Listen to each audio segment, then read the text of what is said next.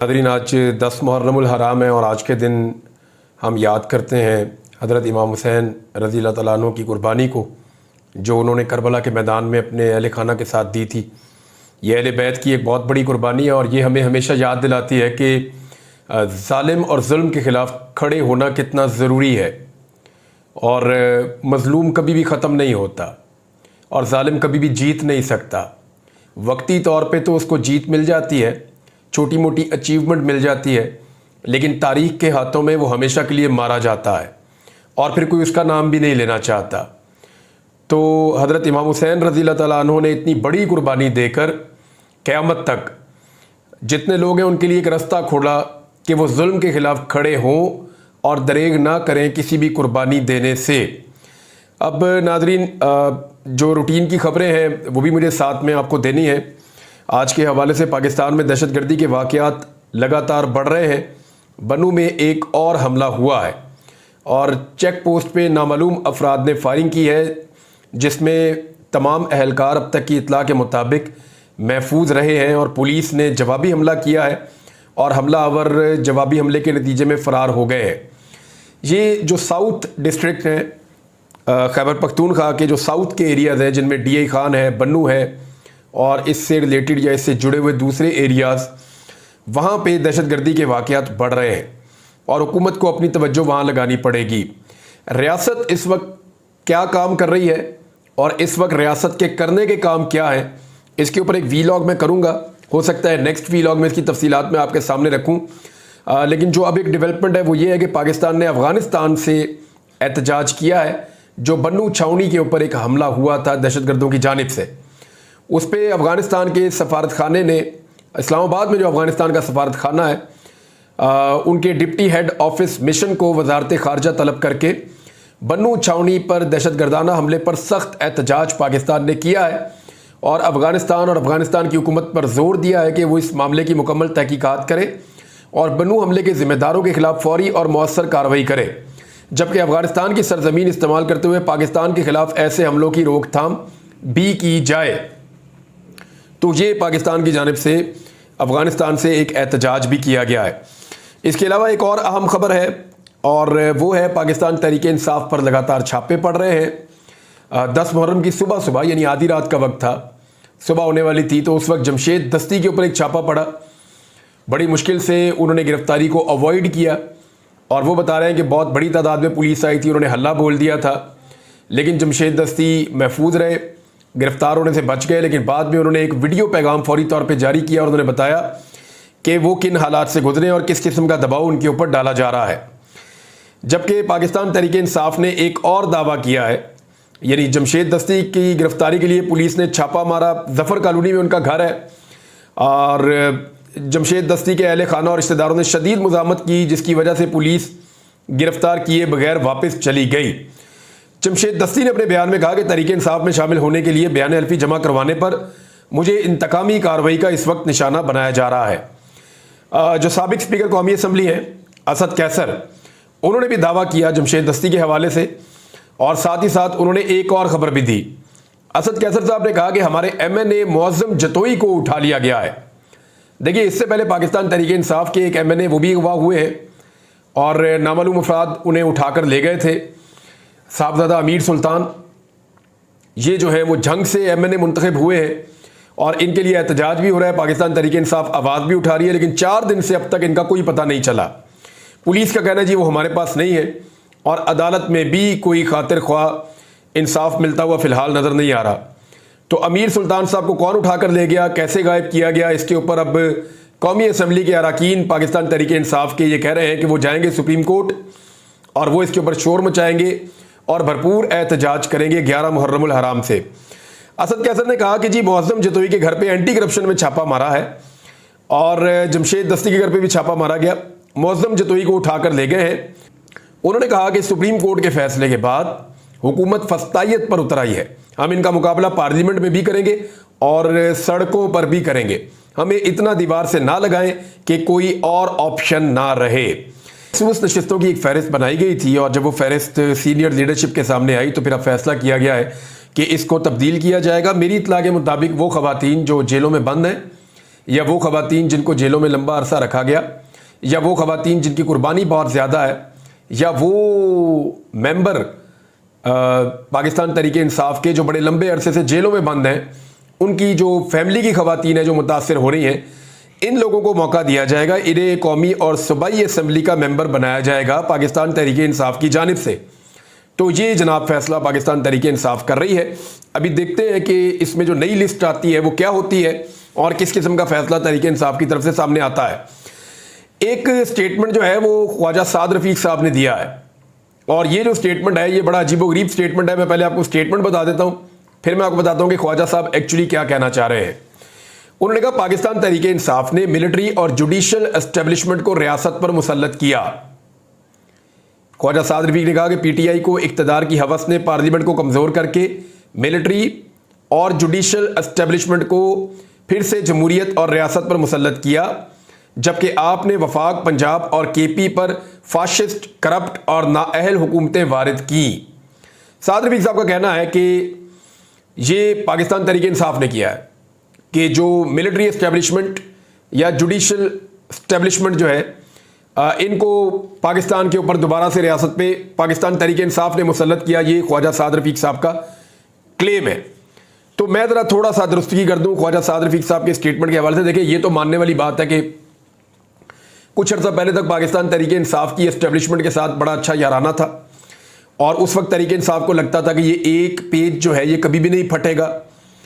और लेकिन इसके बावजूद देखें, इमरान खान 3.5 साल इक़्तिदार में रहे हैं। 2018 के इलेक्शन से पहले के सारे सर्वे उठाएं, इमरान खान ही इक़्तिदार में आ रहे थे, सारे सर्वे यही कह रहे थे। तो वो इक़्तिदार में आ गए, फिर उन्होंने एस्टेब्लिशमेंट के साथ एक अपना वर्किंग रिलेशन बनाया, फिर वो ख़त्म हो गया। लेकिन इमरान खान के खाते में आप पाकिस्तान बनने से लेकर अब तक के सारे जराइम नहीं डाल सकते। अगर कोई एक आदमी पाकिस्तान में अदलिया और मिलिट्री को सियासत के अंदर घसीटने के लिए सबसे ज़्यादा जिम्मेदार है तो वो नवाज शरीफ है। मैं फैक्ट्स आपके सामने रखता हूँ ख्वाजा साहब, इनको आप झुटला कर दिखाएं। नवाज शरीफ के गुनाह तहरीक इंसाफ के खाते में तो आप ना डालें ना। ज़ियाउल हक और जनरल जिलानी के साथ कौन था? नवाज शरीफ था। किसको पहले वज़ीर आला और पहले वज़ीर और फिर वज़ीर आला बनाया गया था? नवाज शरीफ को बनाया गया था। उसके बाद कौन था जिसके लिए IGI ने काम किया? नवाज शरीफ था। एस्टेब्लिशमेंट के साथ मिलकर किसने जुनेजो की पीठ में खंजर घोंपा? नवाज शरीफ था। किसने मोहतरमा बेनज़ीर भुट्टो की 2 मुंतखब हुकूमतें गिराई? नवाज शरीफ ने गिराई। IGI का पैसा किसने इस्तेमाल किया? नवाज शरीफ ने इस्तेमाल किया। मुशर्रफ के तैयारे को भारत में लैंडिंग के लिए मजबूर करने वाला कौन था जो मिलिट्री एस्टेब्लिशमेंट में सियासत कर रहा था कि एक को हटा के दूसरे को मैं ऐसे करके बना दूंगा, और चोरी छुपे काम डाल रहा था, अभी खुल के काम भी नहीं कर रहे? तो नवाज शरीफ था। फिर मिलिट्री डिक्टेटर से डील करके पाकिस्तान से बाहर जाने वाला और फिर दोबारा डील करके पाकिस्तान वापस आने वाला कौन था? नवाज शरीफ था। फिर मेमो गेट के अंदर काला कोट पहनकर अदालत में जाने वाला कौन था? नवाज शरीफ था। एस्टेब्लिशमेंट के साथ मिलकर आसिफ अली जरदारी और यूसुफ रज़ा गिलानी के खिलाफ साजिशें करने वाला कौन था? नवाज शरीफ था। अब आ जाए आप अदलिया वाले मामलात पे। अभी मैंने और भी बताना है थोड़ा सा कि अदलिया में आज भी एक ही कॉल सबसे ज़्यादा मशहूर है, और वो जस्टिस क़य्यूम और शहबाज शरीफ के बीच में मशहूर है कि कौन अपनी मर्जी के अदालतों से और जजों से फैसले लेता था? वो नवाज शरीफ था। किसने सुप्रीम कोर्ट ऑफ पाकिस्तान के ऊपर हमला कर दिया जब उनको ऐसा लगा कि अदलिया इंसाफ करने वाली है? वो भी नवाज शरीफ था। अपने सियासी मुखालिफिन को दबाने के लिए किसने इफ्तिखार चौधरी का बेदरेग इस्तेमाल किया? नवाज शरीफ था। यानी अदलिया की बहाली के बाद ऐसा लगता था कि जजेस अब आज़ाद रहेंगे, लेकिन नवाज शरीफ साहब ने अपनी मर्जी के जजेस भर्ती कर करके यहां तक पहुंचा दिया पाकिस्तान को। अब काजी फायज ईसा साहब को कौन शुरू से लेकर अब तक उठा रहा था कि जनाब काजी साहब आएंगे, काजी साहब ये करेंगे? काजी साहब ने बल्ला भी छीन लिया, लेवल प्लेइंग फील्ड पे भी कुछ नहीं किया। जो धांधली हुई 8 फरवरी को, उसका केस भी नहीं सुना। तो जो कुछ काजी फायज ईसा साहब की अदालत ने किया, क्या उसके बेनिफिशियरी नवाज शरीफ नहीं है? एयरपोर्ट पे इंसाफ किसको मिला? नवाज शरीफ को मिला। तो अदलिया को अपने मकासद के लिए सबसे ज्यादा किसने इस्तेमाल किया? सियासत में किसने घसीटा? मियां नवाज शरीफ साहब ने घसीटा। हालांकि नवाज शरीफ साहब के साथ भी ज्यादतियां हुई हैं, लेकिन नवाज शरीफ साहब ने कई गुना ज्यादा ज्यादतियां की हैं। और अगर इमरान खान साहब ने कहीं एस्टेब्लिशमेंट के साथ मिलकर 2 कदम चले हैं ना, तो कम से कम जो उसकी सजा उनको मिली है वो 200 कदम मिली है। यानी इतना बड़ा फर्क है। और नवाज शरीफ ने जो एस्टेब्लिशमेंट के साथ मिलकर, चाहे वो मिलिट्री एस्टेब्लिशमेंट है, चाहे वो जुडिशियल एस्टेब्लिशमेंट है, नवाज शरीफ ने इनके साथ मिलकर जो गुनाह कबीरा इस रियासत के साथ या इस मुल्क के साथ किए हैं, उसके बदले में नवाज शरीफ साहब को सजा कोई नहीं मिली, हमेशा उन्हें इक्तदार मिला है। अब जनरल बाजवा साहब को कौन सियासत में घसीट कर लाया? खुद बता रहे हैं, नून लीग के अपने बंदे बता रहे हैं कि जनाब मियां नवाज शरीफ साहब को डील के तहत बाहर भेजा गया था 2019 में, फिर इमरान खान की हुकूमत बनाने के लिए बाकायदा प्लान किया गया था, फिर जनरल मुशर्रफ गवाही दे रहे हैं, पीएमएलएन खुद गवाही दे रही है, उनके अपने बंदे नून लीग के और पीपल्स पार्टी के अब कहना शुरू हो गए कि हमारी गलती थी, हम जनरल बाजवा की बातों में आ गए और हमने इमरान खान की हुकूमत गिरा दी। तो ख्वाजा साद रफीक साहब, ये सारा कुछ आप लोगों ने मिल मिलाकर किया और आप सारे इस गंद का हिस्सा थे, लिहाजा आप एक पार्टी के ऊपर नहीं डाल सकते। आज आप उसकी मकबूलियत से खाइफ है इसलिए कि उसने डील नहीं की वापस मुड़ के, तो अगर वो डील कर लेगा तो ख्वाजा साहब वो तो आपकी तरह का हो जाएगा, फिर आपको ठंड पड़ जाएगी। यानी नवाज शरीफ साहब ने और शहबाज शरीफ साहब ने किस तरीके से इक्तदार पर वापस कब्जा किया, कैसे फार्म 47 के तहत, जाली फार्मों के तहत इन्होंने अपनी हुकूमत बनाई, 17 बंदे इनके हैं और हुकूमत इनकी पाकिस्तान में 2/3 अक्सरियत की बनाई जा रही है। ये कैसे हो सकता है? तहरीके इंसाफ का क्लेम है ये 17 सीटें जीते, वो चले 30 जीत गए होंगे, लेकिन 30 सीटों के साथ 2/3 अक्सरियत तो नहीं हो सकती। या आपको अब 224 पूरे हर हाल में करवाए जाए। यहां पे एक स्टेटमेंट है, मुझे याद आ गया, वो स्टेटमेंट दिया है हमाद अजहर साहब ने। जरा ये स्टेटमेंट आप सुने, बड़ा मजेदार है। वो कह रहे हैं जी पाकिस्तान की एस्टेब्लिशमेंट की सादा तरीन ख्वाहिशात कौन सी है? नंबर 1, 17 सीटें जीतने वाले को 2/3 अक्सरियत दे दो। नंबर 2, कोई जज कानून और आइन के मुताबिक फैसला ना दे। नंबर 3, एस्टेब्लिशमेंट मुल्क की सियासत, मईशत और खारजा पॉलिसी को तायुन करे, लेकिन कोई इस पर तनकीद करने की गुस्ताखी ना करे क्योंकि इदारे का वकार मजरूह हो जाता है। नंबर 4, करोड़ों अवाम की राय रद्दी में जाए, सिर्फ एस्टेब्लिशमेंट के 2 या 3 लोगों की राय मुकद्दस है। नंबर 5, एस्टेब्लिशमेंट को अपने नाकदीन के बेडरूम में कैमरे नस्ब करने के लिए रसाई हो और उनके घर वालों को अगवा करके तशद्दुद का इख्तियार हो। नंबर 6, तमाम अरकान असेंबली अपने वोटर को नहीं बल्कि मुक्तदरा को जवाबदेह होंगे। नंबर 7, तमाम मीडिया और सहाफ़ी या तो टाउट बन जाए या मुल्क से दरबदर हो जाएं। नंबर 8, एस्टेब्लिशमेंट को हर 2-3 साल बाद किसी सियासी रहनुमा को गद्दार करार देने और करप्ट सियासतदानों को सदर के ओहदे पर मुसल्लत करने का इख्तियार हो। बस इतनी सी तो ख्वाहिशात है एस्टेब्लिशमेंट की, और अगर इन्हें मान लिया जाए तो मुल्क में इस्तेहकाम भी आ जाएगा और दूध और शहद की नहरें भी बहने लगेंगी। ये स्टेटमेंट है जी हमाद अजहर साहब का।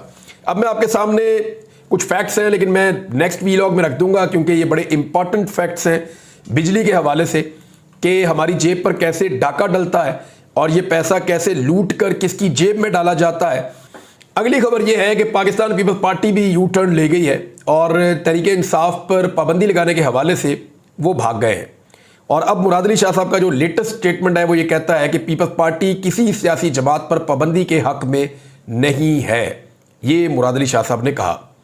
उन्होंने कहा जी इमरान खान साहब को और सियासी जमात को कुछ इकदाम करने होंगे जो वो नहीं कर रहे, लेकिन हम किसी भी सियासी जमात पर पाबंदी लगाने के हक में नहीं हैं और पीटीआई पर पाबंदी के फैसले पर पीपल्स पार्टी से मुशावरत नहीं की गई। तो अब मामला यह है कि पीपल्स पार्टी क्यों पीछे हटी। देखिए ये एक ऐसी खबर थी जिस पे पूरी दुनिया में नेगेटिव रिएक्शन आया है। ये अपने मुंह से एक दफा तारड़ साहब ने आके बोल तो दिया, लेकिन बाद में पीएमएलएन की अपनी क़यादत ने इसको डिसोन किया। ना सिर्फ पीएमएलएन की अपनी क़यादत ने इसको डिसोन किया बल्कि उनके जितने भी इत्तेहादी हैं उन सब ने भी इसको डिसोन किया। तो ये तो मजाक बनाने वाली बात है। और ये कैसे पाबंदी लगा सकते हैं एक पॉलिटिकल पार्टी पे और कैसे साबिक सदर पे और वजीर आजम पे आर्टिकल 6 का मुकदमा लगा सकते हैं। ये ख्वाहिशात तो हो सकती हैं लेकिन ये चीज़ें मुमकिन नहीं है। जमात इस्लामी नाज़रीन एक धरना देने का प्लान कर रही है, जबकि एक धरना इस्लामाबाद में बैठा हुआ है तहरीके लब्बैक का। तहरीके लब्बैक के धरने के मकासद तो बहुत अच्छे हैं और वो कोई ऐसी चीज़ भी नहीं मांग रहे जो हुकूमत दे नहीं सकती, लेकिन मुझे समझ नहीं आ रही कि हुकूमत ने उनको वहाँ बिठाया हुआ क्यों है। हुकूमत को चाहिए कि उनके साथ बात करे, 10 मिनट के अंदर उनके मुतालबात माने और उनको रवाना कर दें वापस, लेकिन ये हो नहीं रहा। अगर ये नहीं हो रहा तो एक्चुअली क्या हो रहा है ये आपको आने वाले दिनों में समझ आ जाएगी कि तहरीके लब्बैक के लोग आए, उन्हें किसी ने रोका भी नहीं, पुलिस उनको प्रोटोकॉल दे रही है, अफसरान उनको कह रहे हैं रिलैक्स करें और वो लोग रिलैक्स कर रहे हैं। पुलिस वालों के साथ वो सेल्फियाँ बना रहे हैं और इंजॉय करके आके वहाँ पे वो बैठ गए हैं। अब उनके मकासद तो बहुत अच्छे हैं, लेकिन इतने प्रोटोकॉल के साथ ये वाली हुकूमत किसी को आने नहीं देती। ये हुकूमत उनको खुद लेकर भी आई प्रोटोकॉल के साथ, उन्हें लाकर बिठाया भी हुआ है और अभी उनके साथ कोई इस तरह के मुज़ाकरात करके मामला तय भी नहीं कर रही। तो एक्चुअली इसके अंदर क्या चल रहा है ये आपको आने वाले दिनों में पता चल जाएगा, क्योंकि तहरीके इंसाफ को तो वो नहीं आने दे रहे। वो भी जलसा करना चाहते हैं 27 तारीख को, लेकिन 26 तारीख को जमात इस्लामी ने धरने का ऐलान कर दिया है और वो ये कहते हैं कि 26 जुलाई को इस्लामाबाद में जमात इस्लामी के धरने की तायीद और हमायत उलमा इकराम ने भी कर दी है। और वो आ रहे हैं जी महंगाई के खिलाफ, वो आ रहे हैं जी सूद के खिलाफ और बिजली के बिलों के खिलाफ, इन चीज़ों के खिलाफ जमात इस्लामी भी आ रही है। तो 27 तारीख को पाकिस्तान तहरीक इंसाफ भी वहां पे एक जलसा करना चाहती है। तो तब पता चलेगा मौजूदा हुकूमत का, जिन्होंने मुहर्रमुल हराम में एक बहुत बड़े इज्तिमा को फैसिलिटेट करके लाकर बिठाया इस्लामाबाद में, वो 27 तारीख को तहरीक इंसाफ को और जमात इस्लामी को कैसे रोकेंगे। ये है एक बड़ा सवाल, इसका जवाब आपको आने वाले दिनों में मिलेगा और आपको पता भी चलेगा। तक के लिए इतने, अपना ख्याल रखिएगा, अपने इस चैनल का भी। अल्लाह हाफिज़।